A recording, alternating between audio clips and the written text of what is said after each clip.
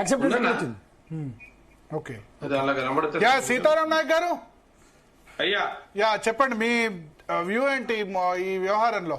గతంలో మీరు బీఆర్ఎస్ లో ఉండొచ్చారు, ఇప్పుడు దానం నాగేందర్ బీఆర్ఎస్ లోనే ఉన్నా అంటున్నాడు. పిల్లికి ఎలక్షన్ లో స్పీకర్ వాడు. స్పీకర్ ఇంకా నిర్ణయం తీసుకోలేదు. ఏం తీసుకుంటాడు? ఒకటే మాట తీసుకుంటాడు స్పీకర్. దానం నాగేందర్ కూడా బీఆర్ఎస్ లో ఉన్నాడంటే చరిత్ర ఆయన డిసైడ్ చేస్తారు.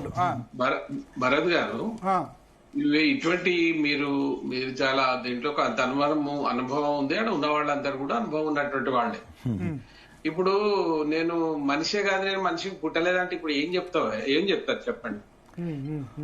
మానవాతీత శక్తి అంటాం సార్ మిమ్మల్ని. ప్రొఫెసర్ గారు కదా మీరు, మానవాతీత శక్తి అని చెప్తాం మేము. కాదండి, నేను మనిషిని కాదు, నేను మనిషికి పుట్టలేదంటే ఏమంటాం సార్? అందుకే మానవాతీత శక్తిలో ఆన్సర్ నీకో తల్లి నీకో తండ్రి ఉన్నారు. ఈ సమాజంలో అందరు ఎట్లా పుట్టారో అదే విధంగా జన్మనెత్తినటువంటి వ్యక్తి మనం ఒక రాజకీయాల నుండి నలుగురికి ఉపయోగపడి నలుగురికి ఒక రకమైనటువంటి ఒక సందేశం ఇచ్చేవాళ్లే. ఆయనే నిన్నటిదాకా నేను కాంగ్రెస్ లో ఉన్నానని నన్ను ఇప్పుడు దాంట్లో బీఆర్ఎస్ సస్పెండ్ చేయలేదంటున్నారు. ఆ బీఆర్ఎస్ కూడా సస్పెండ్ చేసినా లేదా వాళ్ళ మీద ఏదైనా చర్య తీసుకొని గట్టిగా ఓటు పెట్టి మాట్లాడినటువంటి వాళ్ళు లేరు. ఈ కాంగ్రెస్ లో ఉండి ఇట్లా చేస్తున్నారు. ఇటువంటి వాటి ఏం డిబేట్ చేస్తాం భరత్ గారు, మీరే చెప్పండి. నేను కూడా ఒక పార్టీ నుంచి వచ్చినా, ఎందుకు వచ్చినా ఒక రీజన్ ఉండాలి కదా. పార్టీ నుంచి బయటకు వచ్చినామంటే ఎవరు ఏం లాలుచిబడి వచ్చారు, ఎవరు దేని కొరకు వస్తున్నారు అనేది సమాజం చూస్తా ఉంది.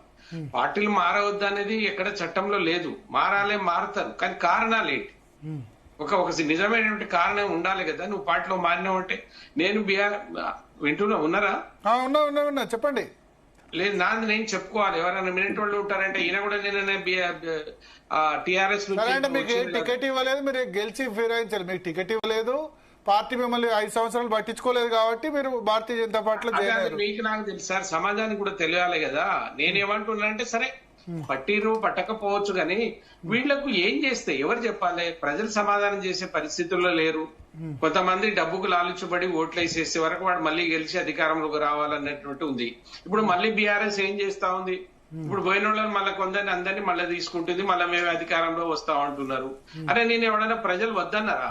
నువ్వు 4-5 సార్లు నువ్వు కంటిన్యూ అయ్యేటువంటి నువ్వు తప్పు చేస్తేవి, తప్పు చేసినని ఇలా ప్రజలు అనుకునే పరిస్థితిలో లేరు.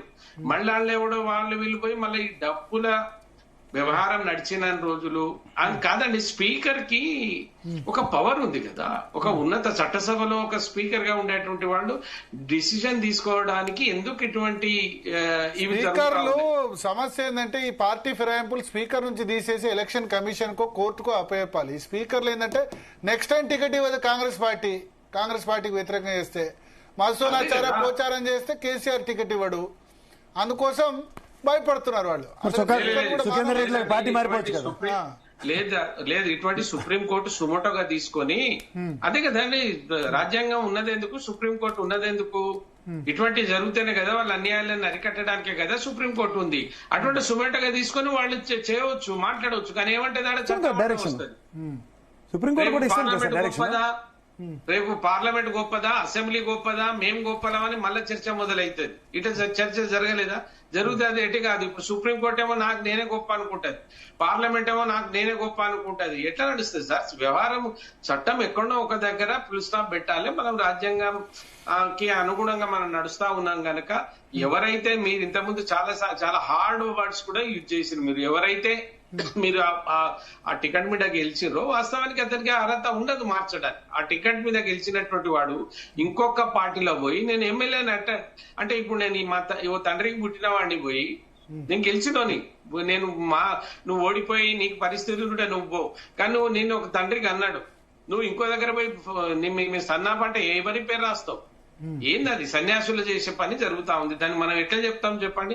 మీరు ఏ భాషలో తిట్టినా ఏది చేసినా వాడి మనస్తత్వం మారాలి. ప్రాబ్లం ఎమ్మెల్యేల దగ్గర వరకు కావట్లే. చిన్న కౌన్సిలర్ మున్సిపల్ ఎలక్షన్ నిన్నటి వరకు ఉన్నవాడు కూడా పార్టీ జంప్ అయిపోతారు. కింద నుంచి పైదాకా అయిపోయింది. ఒక ఈ తెలంగాణ ఆంధ్రప్రదేశ్ లోనే సమస్య వచ్చింది. మిగతా దగ్గర కొంచెం అంత ఇంత ఫేర్ ఉంది.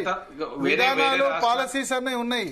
లేదు, మీరు నార్త్ లో చూస్తే గెలిచినోడికి వాళ్ళు ఎవరైతే పోటీ చేస్తున్నారో వాళ్లకు రూపాయి వాళ్ళే పోగు చేసుకొని ఆయనకు హారం వేస్తారు. వాళ్ళు ఎక్కడి సార్ ఇక్కడ లుచ్చ వేషాలేనా, డబ్బులు లేదనే కదా సార్ మహారాష్ట్రలో పార్టీని ఎత్తేసారు ఏకంగా, శివసేన పార్టీని. సరే అంటే ఇప్పుడు పార్టీ కలిపి ఒకళ్ళకి మద్దతు పలకడం వేరు, ఎందుకంటే నేను శివసేనకు సంబంధించి డిఫరెన్స్, ఎందుకంటే ఆ పార్టీ బీజేపీతో కలిసి పోటీ చేసింది, వచ్చింది కాంగ్రెస్ కు సపోర్ట్ చేయమంటే విధానం వ్యతిరేకం కదా. పార్టీని ఎత్తేసారు ఏకంగా. ఉద్ధవ్ ఠాకరే నువ్వు బీజేపీతో కలిసి పోటీ చేసి కాంగ్రెస్ సపోర్ట్ ఇవ్వమంటే ఎమ్మెల్యే ఎందుకు ఇస్తాడు? ఇప్పుడు బీఆర్ఎస్ కి వ్యతిరేకంగా నిలబడి తెలుగుదేశం గెలిచిన తర్వాత బీఆర్ఎస్ లో 18 మంది ఎమ్మెల్యేలు వెళ్ళిపోతే మరి 100% తప్పు. మరి చెప్పానండి, ఇప్పుడు కళ్ళ ముందు పార్టీలు ఎత్తేసే కార్యక్రమం జరగలే కదా. పార్టీలు తప్పు చేసినప్పుడు, ఇప్పుడు పార్టీ అధ్యక్షులు తప్పు చేసినప్పుడు దాని విధాయకులు అదే దానికి కట్టుబడి ఉండాలని లేదు ఎమ్మెల్యేలు. ఎందుకు లేదు? ఉద్ధవ్ ఠాకరే నువ్వు బీజేపీతో అలయన్స్ తో పోటీ చేస్తావు, రేపు తెల్లారి నువ్వు ముఖ్యమంత్రి ఎందుకు కాంగ్రెస్ తో చేస్తావు అంటే ఎమ్మెల్యే కట్టుబడి ఉండొచ్చు ఉండకపోతే. నేను మీరు కాదు సార్, గౌరవ న్యాయస్థానం కన్విన్స్ ఏకంగా షిండేకి ఆ పార్టీ ఇచ్చేసింది కదా ఏకంగా. మరి అప్పుడు ఆ న్యాయస్థానం ఎవరు రెస్క్యూకి వచ్చింది చెప్పండి నాయక్ గారు, మీ ప్రొఫెసర్ గారు. ఇప్పుడు ఇదే తెలుగుదేశంకి ఇక్కడ కొట్టొచ్చుడు కనబడుతుంది తెలంగాణలో. కాంగ్రెస్ సిఎల్పీతో సైతం విలీనమైంది ఇక్కడ. కాంగ్రెస్ పార్టీ బీఆర్ఎస్ పార్టీ జాతీయ పార్టీని ప్రాంతీయ పార్టీతో విలీనం చేయడమే ఆశ్చర్యకరం ఆ స్పీకర్ జడ్జిమెంట్.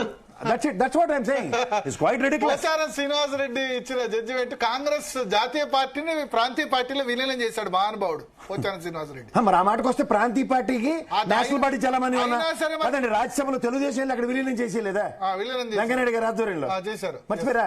నలుగురు ఎంపీలు. మరి కానీ అది అకార్డింగ్ టు లా ఉంది కదా 2/3. ఇక్కడ 2/3 ప్రాంతీయ పార్టీ కదా. What is the inverted commas? ప్రాంతీయ పార్టీ నేషనల్ పార్టీ ఇన్వర్టెడ్ కామాలో మీరు పెడుతున్నారు. కానీ ఆ పార్టీకి నేను అంటుంది ఇలాంటి వాటికి ఎక్కడైనా రెస్క్యూ వ్యవస్థలు వస్తున్నాయి చెప్పండి. తీసుకుందాం ఒక్క నిమిషం. సీతారాం నాయక్ గారు కూడా రాలేదని అబద్ధాలు మాట్లాడడం మంచిది. ఒక్క నిమిషం. సీతారాం నాయక్ గారు రామచంద్ర నాయక్ గారి